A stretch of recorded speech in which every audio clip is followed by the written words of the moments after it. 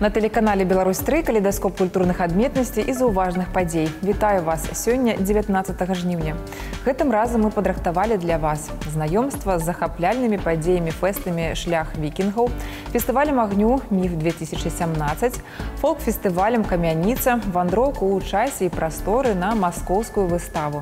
Апроч таго, сустрэнемся з чарговым намінантам нацыянальнай літаратурнай прэміі, маладым літаратарам Маргарытай Латышкевіч, каб пагаварыць пра яе шансы на перамогу, а таксама ацаніць стан беларускага фэнтэзі і беларускай моўнай літаратуры ўвогуле. Гэта і многае іншае ўжо зараз у межах нашай праграмы.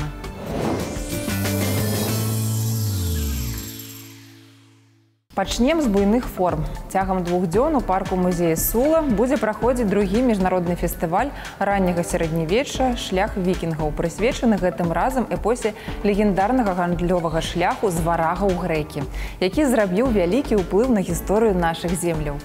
Гасцям абяцаюць цікавую праграму, у якую увойдуць воінскія спаборніцтвы, кола Одзіна, кола Локі, масавыя бойкі сценка на сценку, штурм замка і іншыя.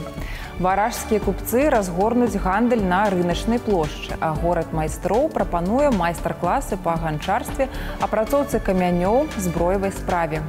Канцэртная пляцоўка таксама абяцае быць цікавай. Тут адбудуцца выступленні музыкаў, пройдуць танцавальныя майстар-класы і танцы-гульні. Якімі цікавымі культурнымі падзеямі жыве сталіца, даведаемся з сюжэта нашых калег. Жыццё і творчасць таленавітых майстроў, невычэрпная крыніца тэм для жывапісцаў, скульптараў, графікаў і лёс народнага паэта Беларусі Якуба Коласа не стаў выключэннем. Падставай для выставы «Спяшайцеся з паэтам стрэцца» у Дзяржаўным музеі Якуба Коласа выступіў Дзень памяці пісьменніка 13 жніўня і святкавання 135-годдзя з яго дня нараджэння.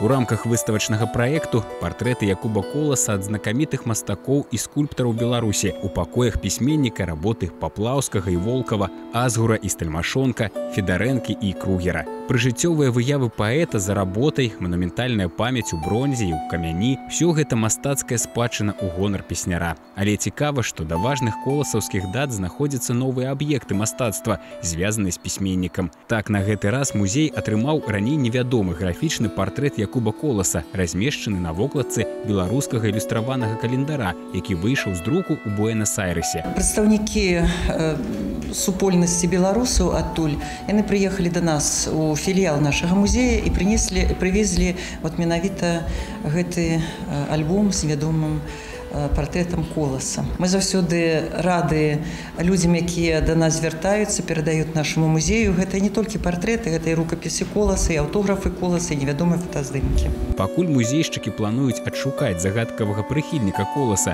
у наведвальнікаў ёсць магчымасць да 2 верасня пабачыць аргенцінскую знаходку.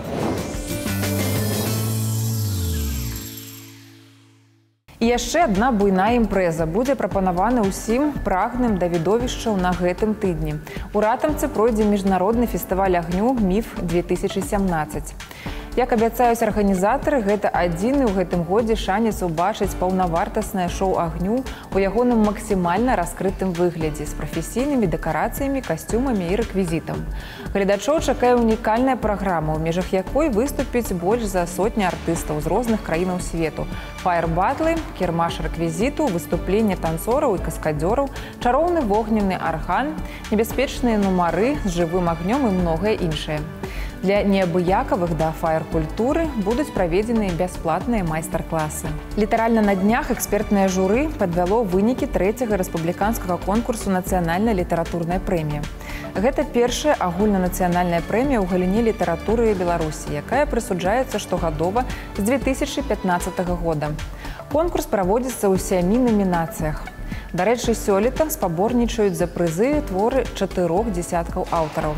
Гэта і раманы, і першыя кніжкі ў номінацыі «Дэбют», і праніклівыя паэтычныя зборнікі і мілыя дзіцячыя творы. Імёны ж уладальнікаў нацыянальнай літаратурнай прэміі 2016 года стануць вядомыя 2 верасня на дні беларускага пісьменства ў Полацку. Мы абяцаем пільна сачыць за конкурсам і расказваць вам пра ўсе навіны першымі. А напрыканцы праграмы, як было абяцана, мы паразмаўляем з адной з прэтэндэнтаў на перамогу намінацыі «Дэбют» Маргарыты Латышкевіч. Запрашаем вас заўтра ў чарговую вандроўку разам з камандай праграмы «Напераду мінулае». Гэтым разам маршрут пракладваецца ў палескую вёску Сташаны. Вам пакажуць фрагменты вясельнага абраду скокі на лаве, а таксама, як у даўніну нашыя продкі малацілі збожжа без адмысловых механізмаў і прылад. Сучасную ж версію адной з народных песень прапануе Ален Хіт. Далучайцеся да віртуальнага падарожжа «Напераду мінулае» заўтра а палове на 11 на тэлеканале «Беларусь-3».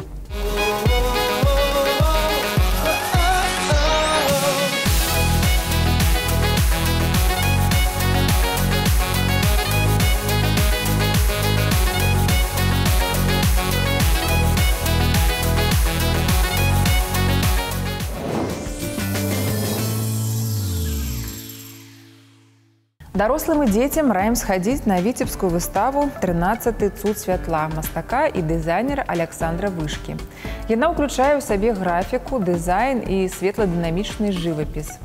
Светладынамічныя аб'екты ствараюцца ў розных светлавых прасторах, фарміруючы ідэю, якая раскрываецца пры розным асвятленні створаных аб'ектаў, што дазваляе адчуць шматграннасць светаўспрымання.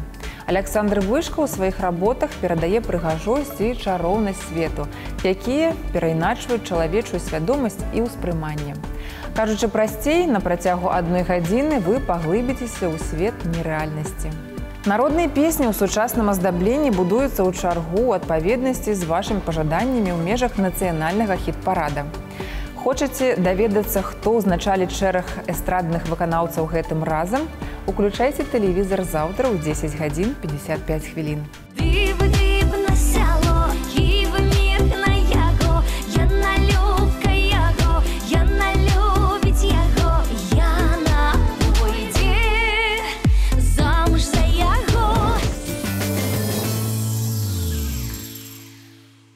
А цяпер доўгатэрміновы прагноз. 16 верасня ў музеі народнай архітэктуры і побыту пад Мінскам адбудзецца ўжо традыцыйны штогадовы фолк-фестываль «Камяніца». За 9 гадоў правядзення фэст стаў адной з галоўных імпрэзаў для ўсіх, хто цікавіцца беларускай нацыянальнай культурай. Ад старажытных традыцый да сучасных варыяцый, ад музыкі да рамёстваў і танцаў. Апроч музыкі, падчас мерапрыемства на фестывальнай пляцоўцы публіку чакае і традыцыйны кірмаш нацыянальнай культуры. Збяруцца рамеснікі, мастакі і фатографы, а таксама будуць прадстаўлены тэматычныя гульні і забавы. А зараз прапаную пацікавіцца, якімі культурнымі падзеямі жыве замежжа, гэтым разам бліжняе. У музеі Масквы адкрылася новая выстава. На ёй наведвальнікаў знаёмяць з тым, якой бачылі цяперашнюю расійскую сталіцу замежныя госці 200 гадоў таму. У гэтым годзе сталіцы Расіі спаўняецца 870 гадоў. Экспазіцыя ў музеі Масквы паказвае, што здзіўляла яе замежных гасцей 200 гадоў таму.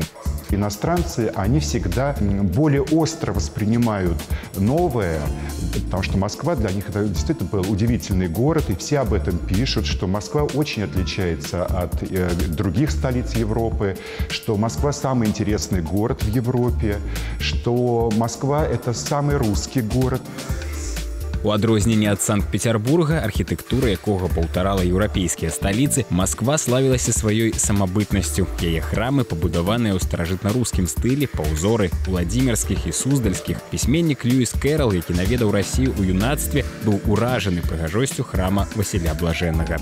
Он пишет, что московские церкви похожи на кактусы с отростками. Вот. Ну, действительно, вот эти купола, может быть, действительно напоминают какие-то кактусы.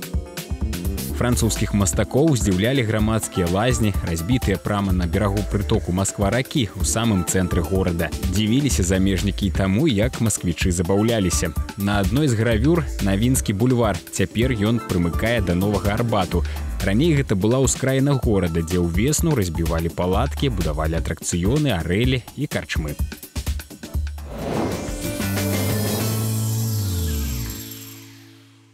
Усіх, каго цікавіць развіццё гуказапісваючай тэхнікі, запрашае на выставу ў палац Румянцавых і Паскевічаў Ігор Барысевіч.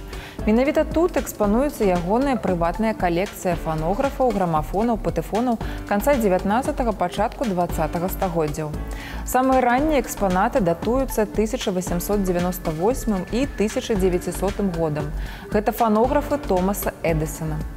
Усяго можна ўбачыць каля 70 экспанатаў, усе яны ў рабочым стане. Так што можна пачуць гучанне гэтых унікальных твораў, тэхнічнай думкі, якія ўладальнік цягам 10 гадоў збіраў, рамантаваў і рэстаўраваў. Самыя вялікія экземпляры на выставе – канцэртныя грамафоны.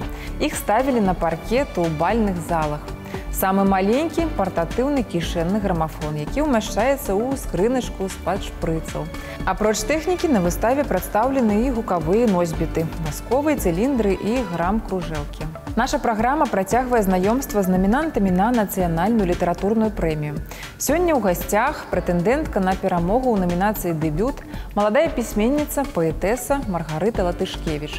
У Маргарыты за плячыма шэраг перамог у самых розных творчых спаборніцтвах. Летась выйшаў яе новы зборнік «Яблыкі», з якім яна паспрабуе скарыць і новую вяршыню – нацыянальную літаратурную прэмію. Дзень добры, Маргарыта. Ваша кніга «Яблыкі» прэтэндуе на перамогу ў намінацыі «Дэбют» сёлетняй нацыянальнай літаратурнай прэміі. Чым, на ваш погляд, значная гэта прэмія для літаратараў? Безумоўна, натхненне штурхае наперад, але мне здаецца, у выпадку з прэміямі азіраюся не столькі на нейкія матэрыяльныя выгоды, колькі на сваю працу. Хочаш проста пазначыць нейкую вехай той шлях, які ты прайшоў, той унёсак маральны, душэўны, які быў укладзены ў тваю работу, ў твае кнігі. Гэта яшчэ адзін спосаб сказаць самому сабе, што нішто не пайшло марна, што вось нешта я магу. Ці быў у вашым жыцці нехта, хто першы ацаніў вашу схільнасць да літаратуры?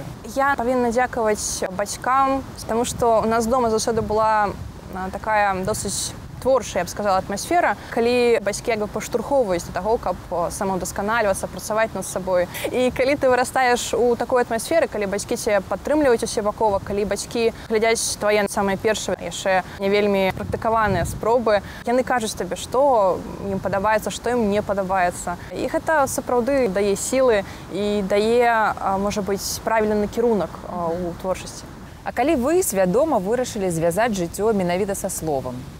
Я не могу сказать, что однойчы я прачнулася і такая, так, сённяшняга дня я пачынаю свой шлях да творчага эвересту. Я ўжо у старэйшых класах школы дакладна ведала, што мне трэба зрабіць, каб лепей пісаць. І я для сябе вырашыла, што шляхам да самаўдасканалення будзе нешта іншае, як філфак БДУ. І гэта быў той этап, калі я атрымала вельмі патрэбныя веды, прачытала шмат вельмі патрэбных кніжак, калі сапраўдныя прафесіяналы сказалі мне: Маргарыта, не рабі так, таму што так гэта правільна. Цікавіць і ваша літаратуразнаўчая дзейнасць. Падаецца, што маладой натхнёнай дзяўчыне больш пасуе тварыць самой, чым паглыбляцца ў творчасць іншых. Калі б так, то у нас не было б на сёння зноў жа нашых шаноўных мэтраў філагічнага факультэта, нашых сённяшніх прафесараў, якія варылі ў галіне літаратуразнаўства яшчэ з часоў, напэўна, свайго студэнцтва. Думаю, што ёсць склад розуму літаратуразнаўчы. Ты, напрыклад, проста адчуваеш, чаму ў гэтым вершы тут павінна быць рыфма, а тут яе не павінна быць. І, напэўна, немагчыма не быць літаратуразнаўцам, калі ты ўжо ёсць ім. Звернемся да вашага зборніка намінанта «Яблыкі». Назва і проста, і сімвалічная адначасова. Якім чынам аб'ядноўвае яна ў адзіны збор вашыя творы? Я доўга думала, як назваць гэтую кнігу, і калі я перабірала ў галаве розныя назвы, я падумала, што першым апавяданнем з вось гэтага цыклу было апавяданне, якое так і называлася «Яблыкі», якое задало і тон, і стылістыку агульную для ўсяго зборніка, апавяданне, якое для мяне самой з'яўляецца досыць знакавым, якое сустрэла цёплы прыём сярод чытачоў, сярод крытыкаў. Самае дзіўнае, мы прэзентавалі гэтую кніжку якраз на яблычны спас. Дзякуй, Маргарыта, і перамогі вам!